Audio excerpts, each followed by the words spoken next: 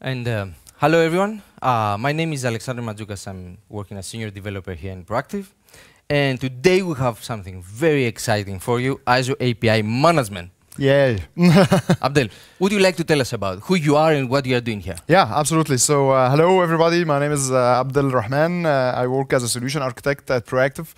And I'm specialized or focused at all the different Azure services, mainly from a programming perspective and doing software based on the Azure services.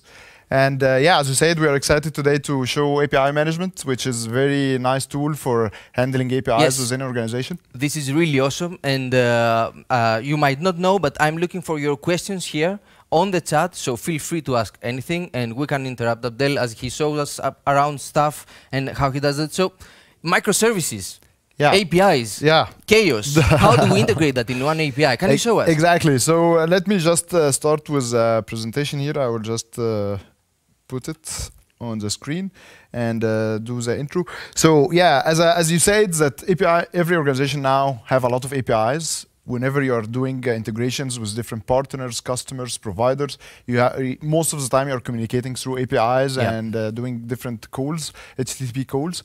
And sometimes with the more it gets, the more complex it comes, because it's not easy to organize what kind of format, where is the documentation for the different APIs, how do we secure them, what kind of policies we have. And I guess API management is tool we are looking forward to fix all those problems. Okay, this is great. Yeah. So let me just walk you through the slides here. I had some examples. So if you look back in history, the old way when we were building different applications, we used to have like singletons or a standalone application that contain all the logic, and that was like the old way of doing things, which was fine back in the days. But now, if we look into the more modern applications, you'll find that one application might contain small Lego blocks. And those Lego blocks can be utilized on different applications. And this comes with more layers, more APIs, with more APIs that calling more APIs, and etc., right? Exactly. So instead of duplicating the same code over and over in the same in different applications to make them stand alone, now we are moving into the direction of having different APIs and then all the different applications calling these microservices. Exactly. Yeah. So this would be like the Lego blocks and the gallery of all the different blocks, and then every API application will be utilizing the blocks it needs. And for this comes the API management, because the API management is a gallery. You can think about it as your gallery of the different components, different APIs, and then behind the scene, those different APIs can be built in a different ways. So if you have Azure Functions, if you have Logic Apps, if you have your own REST API, if you have different services on-premise or in the cloud, all those can be connected to your API management, which will be your gallery, and then the applications can start utilizing the API management. And that means different technologies as well, right? Yeah. I mean, someone can have application Node.js and someone can have a .NET application, but they integrate in one API for us. Yes, exactly. So API is like the intermediate layer. It doesn't care what is the back end built on, what kind of technologies is built on. As long as it's using and utilizing the HTTP protocols, then the intermediate layer, the API management, will act like the kind of the orchestrator between the different applications and your backend. And on top of that, it will give you some securities, some policies, more monitoring, more control over your different APIs and consumptions. I have to say I'm very interested about the authentication and how it integrates that, because this is a very cool feature. So absolutely. Let's go with it. I want to see a lot of details. Cool.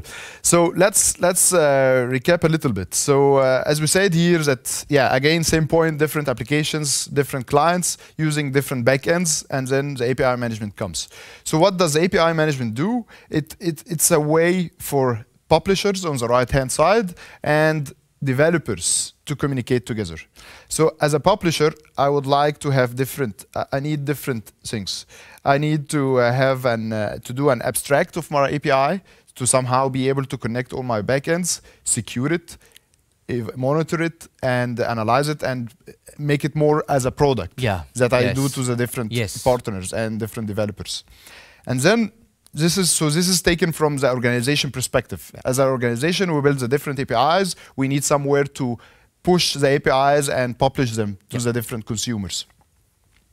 So if we look at the slides as a consumer, as a developer who is consuming an API, mainly imagine our daily life. Like every time we need to consume a new API, there is different documentations all the time. Some people using Swagger, some using different stuff. Yeah, maybe different spec as well. Exactly. A different tool that exports some documentation.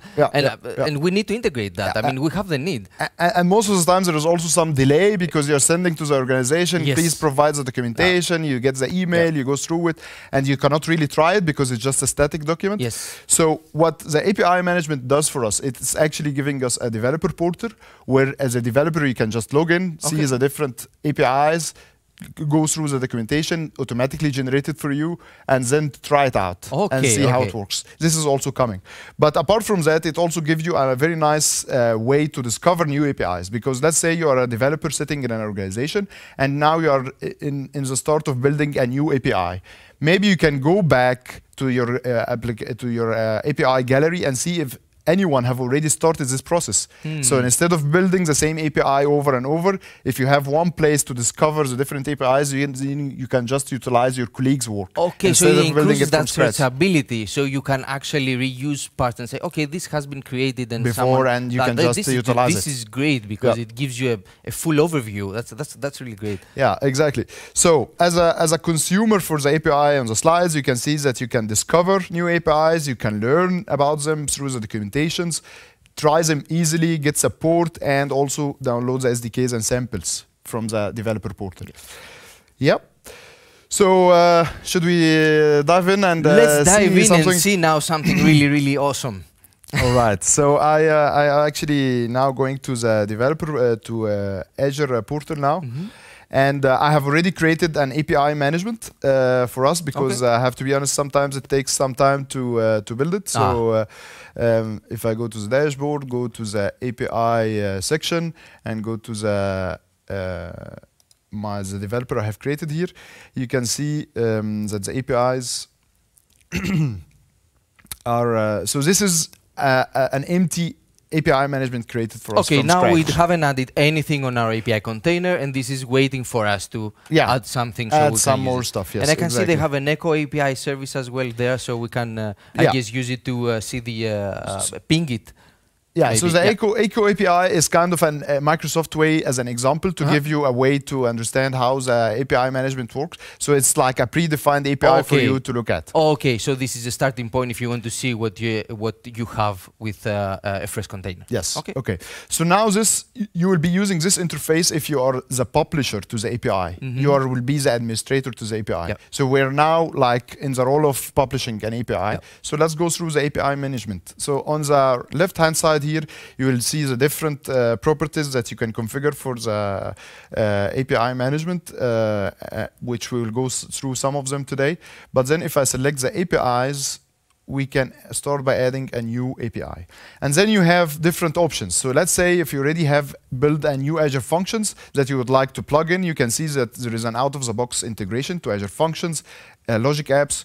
But if you have built your own also API based on on-premise service or whatever, as long as you have it, if you're using the community standards like Swagger or Open APIs, then you can use this kind of documentation to import your API and plug it into API management. So that must be really easy. I mean, it's really easy. Yeah, exactly.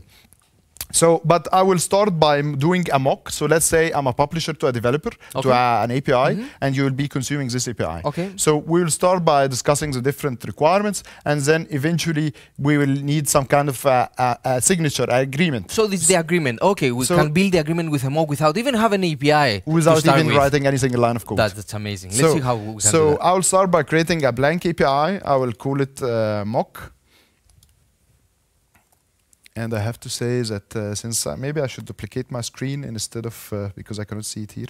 So I'll just duplicate the screens now.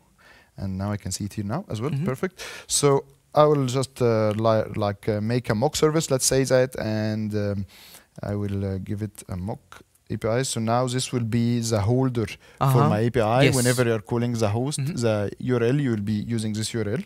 And I will give it a product. We'll come back to the products area. We'll discuss it in detail. So let's keep it over for now. And again, I have to say for our audience, if you are a developer or if you are a manager, we will be covering different perspective, but we'll be sometimes switching from business to technicality and back and forward. So please keep up with us. So I will start using creating the new API. So now this API is getting prefixed on the path that we actually selected, right? Yeah. So we have one URL for all our APIs that we add on the API management. So all the APIs will have the same host name, and then you can add like a forward slash and then a new path to the different APIs. Okay, so it comes with the path. That's why it distinguishes which services should forward. Exactly. Okay, that's cool. And then for every API, it will have a bunch of operations. So I will start by adding a new operation now. And let's say we are building a key value or a cars, service. So I'll just call it cars. And it will be a GET request, and basically this endpoint will give me a cars request. So this is how I'm defining this operation, and then I can add an example to the responses. So if let's say the OK response, the write response, it will be of a content type application.json. So this is what we agreed on while we are in the analysis phase. So it will be an application/JSON. Here, and then I can add a sample of an API of a JSON file, which will be like, you can say, so the name will be, let's say, Fiat, for example, and the year would be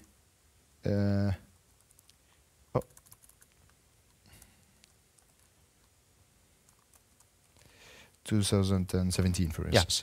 So this is our way of defining our API. So it will be a GET request. It will give you a JSON with all the cars, and every car will have like two properties, the name and the year. So now we are defining our API. And now through policies, this is how the definition, but now let's say you would like to use the API straight away. You don't have to wait for me to develop the code. So we can initiate a mock service. So by policies, which we'll come to later, I can just easily add a service that's called mock response. And basically now I'm just returning the JSON files that I have created as an example. So whenever you call this endpoint, you will be getting the Fiat car we just defined. That's really nice. So we can start by creating a whole API interface for our customers, and then the customers can start integrating, and then we can move on with the development process faster and in parallel. I think this is a great idea. Exactly. It's perfect, because then you are removing all the dependencies. The two teams can start together. The back end is kind of developing the API. The front end is just still consuming the API. And we can deliver them in parts as well, right? Because we don't care. I think this is amazing. Perfect. So that was like the admin interface. If we look at it from a developer portal, so now I'm telling you I'm done with my mock. You can go log in. So you will go to the developer. You will basically go to the developer portal, and you will log in. So now we are going to the API Management developer interface. It should be faster. Interesting. Let's do it again. Let's try it again.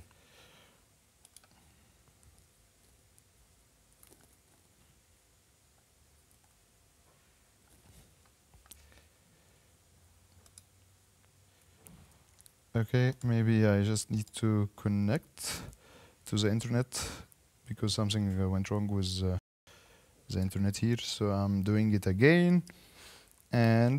But so the developer can go then to developer portal, and I can deliver my software through CI or CD or in whatever way I want, and then I just map it, right, with Swagger. And then it can be mapped to the other side. Yeah, I can show you now. So the developer portal have logged in. It was an internet problem. And now I can go to the, as you remember, as a developer, we said that you can discover the different APIs. So now you can go to the API section and say, okay, now we have a service that's called mock. So is this my interface for my documentation right away? Without doing anything, without provisioning any other service? It's like right there. Exactly. That's really if I click it now, you can see that there is a full documentation generated for you out of the box. Wow.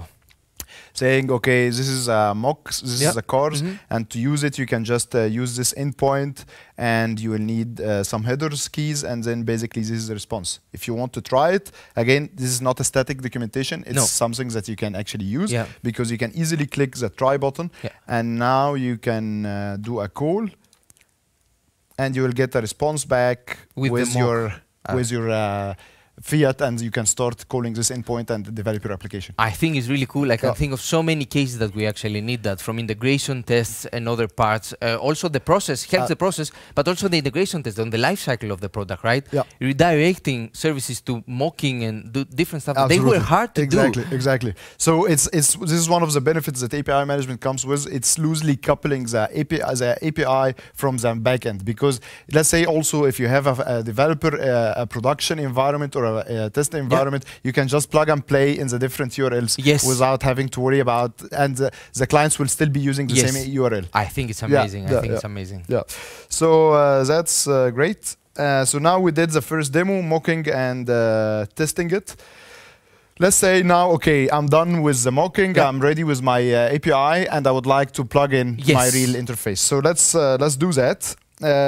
So there is a predefined REST API here that we have done, and it have its JSON documentation. So if I go back to the admin portal and add, let's add a new API this time, and it will be based on Open API, because in my case I have it. I will point to my service and see it automatically read the JSON documentation and started generated. It read all the metadata, predefined it to me, and I will say, okay. And it does that by reading the Open API specification, right? The Swagger specification. Exactly. Cool. So in my case, this is a conference API, so I'll just add a suffix conference, and we will associate it with production products. So I will create this API now. So it will go read all the Swagger operations, and it will generate all the operations and add them to the API. Okay. So now if we go to the API operations, you can see that all the operations in my REST endpoint is there for me.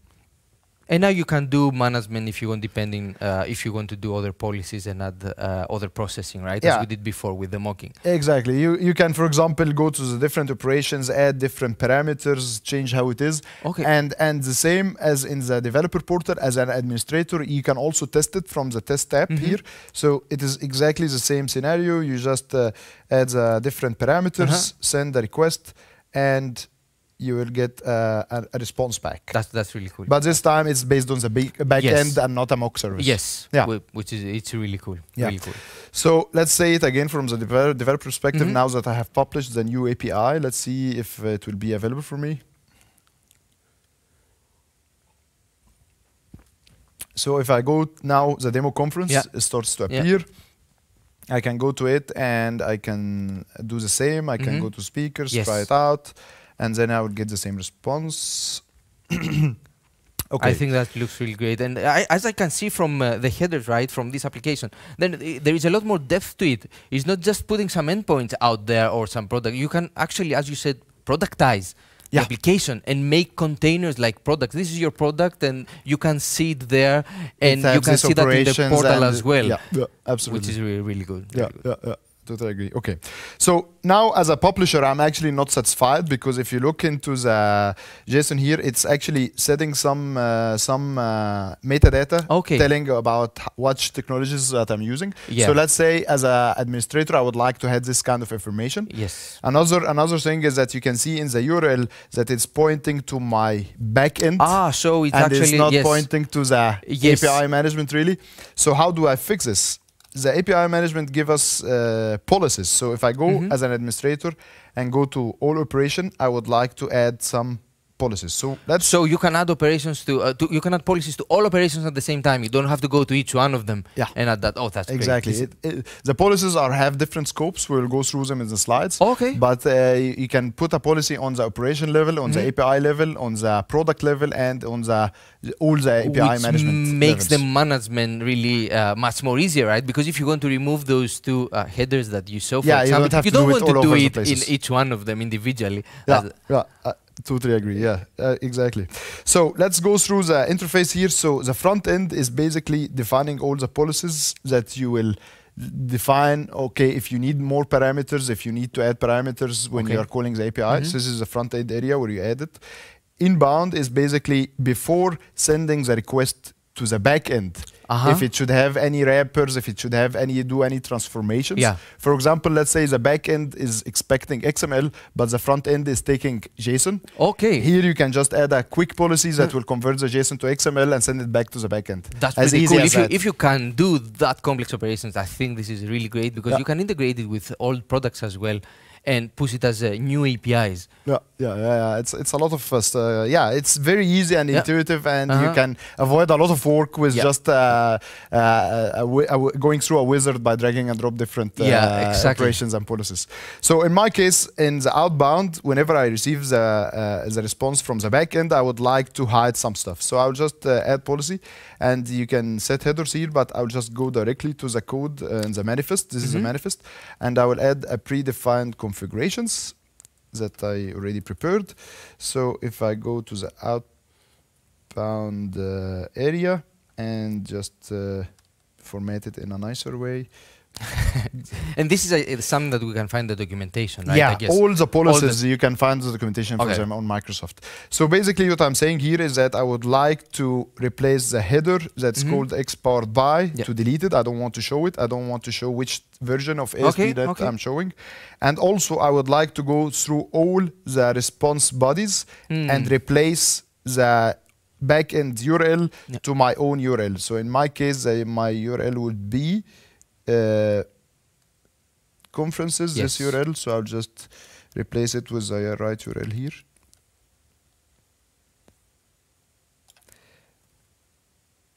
And okay, I didn't copy it. 1 second. Just copying, pasting, and we are ready to go. So if I save now and do the same operation, see the response here. Maybe I can keep it so you can see it in a new tab. And I'll just go to the speakers and send it. Now you can see that I don't have the versions and the platform, and you can see that the URLs are pointing to the API management and not the backend. That's pretty cool. Yeah. So we can actually change the responses as well on the fly, so we don't have to go on the code and go through that complex process and then what URL we should return and be disconnected, everything in one place. And then you can just manage them. You just add policies and manage it by your way. And one of the most practical examples that I've been using with my customers is the example where the backend is actually expecting an XML. And we would like, because JSON is more modern, so I would like to expose my endpoints as a JSON. So basically, I just add the policies that whenever I receive a JSON file, I convert it into XML and send it back to the customer, to the backend. Yes, that's pretty cool. That's pretty cool. So I see we're running out of time, but there's one more feature that I would like to discuss. So now that we have our gallery of APIs, we can also define different products. So that means like, let's say our organization is divided on different teams, like teams that are responsible for the integrations, teams are responsible for the partners communication. So I can define different products and as an administrator, specify which team can use which APIs. So we go to the enterprise management now of the API and how we can scale up to how you can scale and how you can manage who have access to what. That's really good. Which APIs who have access. So if I go to the admin portal now and go to the products part, I can create a new product, and let's call it. This will be the. Let's say I'll just copy this one. Let's say I will do conference team, API team. So this would be my product, and I can say, okay, anyone who is using it requires subscription. So before using it, you need to have a key to actually have access to this API. And if it's something that if a developer requires a subscription, maybe I can also would like to specifically approve that's a subscription. My case, I only want them to have a subscription. I will not approve anything. And then I can select which APIs. So I can have the mock echo or demo. In my case, it will only be the conference. So I will add some description, and I have selected my demo, and I'll create this product now.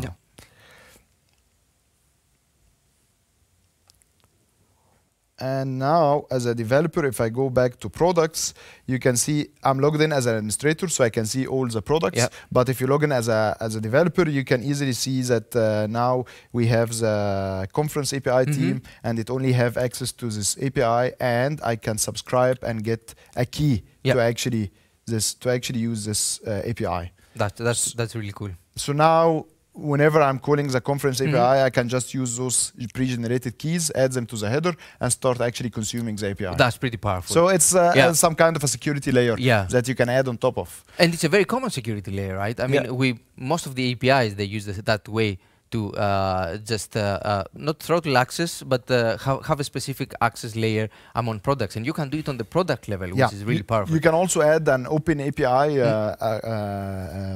authentication. We will come to it as well, but a key is also part of a good way to authenticate your product.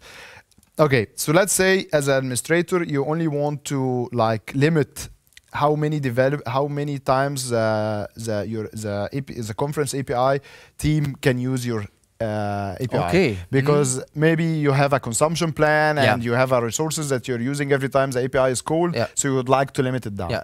So I can go back to my API, and I can see we have 4 minutes left, so I can really quickly go through this. So I'll go to the demo API and go to all operations, go to policies again, and add an inbound policy that whenever we get a call, we limit the calls to only 3 times per 15 seconds. So if I go now to the API and go to get speakers, use try it, and use conference team key, and send request. So that was my first request. My second request is also succeeding. My third request is also succeeding. And now I'm expecting it to fail. And you get so you can actually add policies also to the consumption. That's really nice. I would like to recap really quickly since we only have 3 minutes. Yes. So policies, we have went through that. We have quickly touched base, but it gives you a full power on your APIs. You can do it. And the policies, as we said, can be done on different levels, on the global level, on a product level, on an API, or an operation level. So I will just go through this. We didn't have the chance to go security, but I can quickly describe what's security about. So for the developer portals, you can tell your developers they can use different authentication providers, so they can use their Facebook account to log into the developer portal, because it's just about them subscribing to the APIs. I guess everything that bounds to OAuth, right?